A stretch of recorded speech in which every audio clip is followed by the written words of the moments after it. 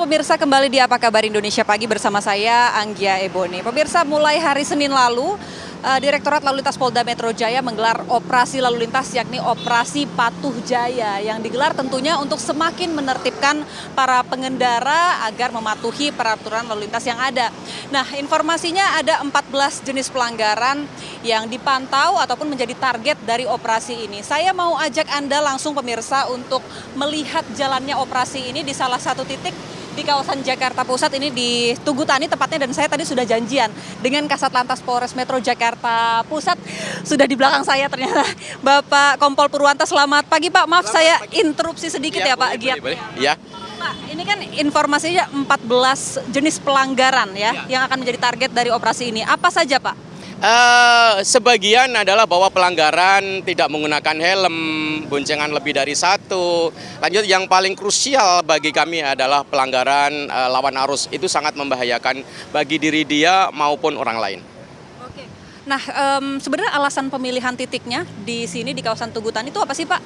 Yang pertama bahwa di Telantas Polda Metro itu sudah membuat etle statis maupun mobile. Nah, dan di sini itu belum ada statisnya, sehingga kita gunakan kendaraan yang mobile. Sehingga seluruh pelanggaran sekarang, Operasi Patuh Jaya 2003 ini sudah tidak terjalin komunikasi dengan petugas, bahwa penindakannya adalah menggunakan mobile maupun statis. Etle yang sudah disiapkan khususnya di jajaran di Telantas Polda Metro Jaya maupun Jakarta Pusat. Ini Pak yang menarik yang juga tadi jadi bahan pertanyaan saya. Lalu apa bedanya Operasi Patuh Jaya ini dengan etle yang selama ini kita tahu sudah tersebar di berbagai wilayah di DKI Jakarta. Tadi kan Bapak udah sebut juga ya ada etle statis dan mobile. Mungkin Bapak boleh jelaskan perbedaannya Pak?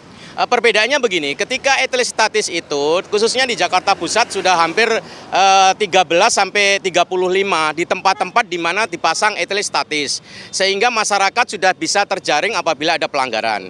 Nah, di daerah yang tidak bisa menggunakan pelanggaran etle statis, kita menggunakan etle mobile. Ini mobilnya ya Pak? Mobilnya ini. Boleh kita sambil lihat, kayaknya dari tadi saya lihat ada monitor gitu ya. Silakan. Ada operatornya. Oke. Sehingga ketika satu pelanggaran itu kita cuma 3 detik itu sudah bisa menyelesaikan satu pelanggaran dan kita kirim ke pelanggar. Seandainya pelanggar itu kita sudah lengkapin dengan surat maupun di situ nanti ada brifa, lanjut dibuka. Ketika dia mengabaikan, maka dia nanti akan ketika mau membayar, kita akan terprotek, jadi nggak bisa membayar. Oke, Bapak ini boleh Pak Purwanta sekalian ngejelasin ya ke pemirsa dari layar yang ada. Ini sedikit informasi pemirsa, ini adalah mobil etle mobile, artinya mobil yang melintas gitu ya Pak, nggak hanya di jalan-jalan protokol tapi juga di jalan... Kita punya target kalau jalan protokol kita sudah menggunakan etle statis, tapi kalau yang belum terjaring dengan etle statis kita akan menggunakan etle mobile yang satu hari itu kurang lebih bisa memfokuskan untuk pelanggaran kurang lebih 1.000 pelanggar. Hingga 1.000 pelanggar. Jadi dari mobil ini, mobil patroli kepolisian ini udah dilengkapi kamera begitu ya? Udah dilengkapin kamera. Kamera itu sudah menjaring ada beberapa item pelanggaran. Yang pertama, tidak menggunakan helm, terus tidak menggunakan seatbelt, terus penggunaan telepon yang tidak pada tempatnya, terus pelanggaran garis marka dan sebagainya. Kita sudah terakomodir di situ. Oke Pak, boleh nggak sambil tunjukin Pak contoh-contoh pelanggaran? Utara dan belakang akan bisa terkena dengan pelanggaran terjaring dengan etle mobile. Kita dari depan tadi ada satu orang yang ada foto, tuh ada.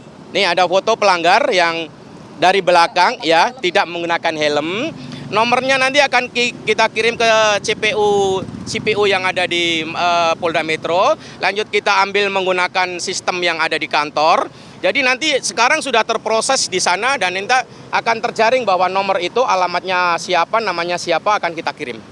Oke, berarti kalau untuk etle mobile ini petugas di lapangan istilahnya hanya menghimpun pelanggaran-pelanggaran kemudian diserahkan ke pusat gitu ya, ke Polda Metro Jaya untuk penindakannya. Mengirim menyedot data dari sana, lanjut kita operasionalnya di kewilayahan masing-masing. Mungkin kita boleh agak sedikit mundur untuk memperlihatkan ke pemirsa mobil etle mobile ini ya Pak? Ya, Ini etle mobile yang dilengkapi kamera yang berfungsi dengan berbagai fungsi yang tadi saya sebutkan, ada 4 dan 5 dan selebihnya nanti. Kami berharap juga nanti seluruh operasi Patuh Jaya 2003 itu adalah yang pertama 40% adalah masalah pencegahan. Lanjut nanti juga kita akan mencoba 40% itu pendidikan masalah lalu lintas, lanjut 20% itu kita adakan penindakan. Dan penindakan itu salah satunya menggunakan mobile.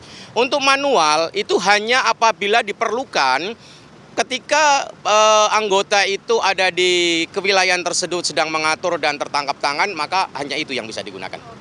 Untuk di operasi Patuh Jaya ini masih 2 metode, Ya. etle mobile dan juga manual. Iya, benar. Kan ada perbedaan Pak, kalau yang ditangani manual itu pelanggaran seperti apa, dengan etle seperti apa? Jadi kalau manual ini hanya sebagian saja, karena setiap pelanggaran tidak harus dilakukan penindakan. Bisa juga pendidikan lalu lintas, sosialisasi, dan kita sampaikan bahwa per orang itu juga tidak harus kita buat tilang dan sebagainya. Pelanggaran itu sering terjadi hanya karena ada beberapa di tempat-tempat tertentu. Kalau tempat-tempat yang sudah seperti jalur utama gini jarang terjadi. Nah, pelanggaran itu terjadi dikarenakan polisi sedang mengatur lalu lintas, khususnya saya minta tolong sekali agar tidak melintasi jalur yang sudah ditetapkan undang-undang, yaitu busway dan sebagainya. Pelanggaran yang cukup menyita pembayaran yang cukup besar. Itu paling tinggi ya Pak ya, Iya, paling masuk tinggi. jalur bus Transjakarta. Jalur Transjakarta dan etle, itu pelanggaran paling tinggi. Berapa tuh Pak? Untuk sementara tercatat 500.000 pelanggaran menggunakan etle. Nah Pak, ini kan memang baru masuk hari ketiga ya untuk operasi Patuh Jaya 2023 ini. Tapi kalau dari wilayah Bapak sendiri, evaluasinya Pak, pelanggaran apa yang paling banyak ditemukan? Atau mungkin juga masyarakat banyak belum tahu dari segi apa? Paling banyak yang kita temukan dan kita lakukan penindakan adalah lawan arus. Karena ini benar-benar suatu tindakan yang menghadang melakukan pelanggaran, baik itu membahayakan pribadi dia maupun pribadi orang lain. Ini sangat membahayakan sekali, terutama lawan arus. Lawan arus ya Pak ya. Iya. Nah, untuk operasi Patuh Jaya ini sendiri Pak, hanya di jam-jam sibukkah atau non-stop shift-shiftan gitu petugas? Jadi kami punya 2 shift. Setiap jam kita laksanakan 1 jam kita hunting ya, kan tidak ada statis ya. Kita hunting, muter sambil patroli, ada pelanggaran kita tegur, sambil kalau memang dia sudah melakukan pelanggaran di etle kita cek, kan tidak ada duplikasi pelanggaran. Kita laksanakan seperti itu. Selain di Tugu Tani nih Pak, Bapak memetakan wilayah yang kira-kira perlu dipantau lebih dari operasi Patuh Jaya ini di mana lagi Pak, di Ya, Jakarta Pusat? nanti kan apel siang, lanjut kita analisa. Hari ini yang paling banyak pelanggaran di mana? Terutama kita juga berkomunikasi dengan rekan-rekan Intel yang sering ada pelanggaran. Lanjut kita datangkan personil dengan kendaraan ini. Kendaraan ini setiap hari mobile terus. Jadi maka saya sampaikan tadi bahwa pelanggaran bisa 1.000 lebih akan kita jaring menggunakan etle. Terima kasih banyak Kompol Purwanta atas informasi yang sudah Bapak bagi kepada kami, pemirsa TV One. Terima kasih Pak, selamat kembali melanjutkan giat.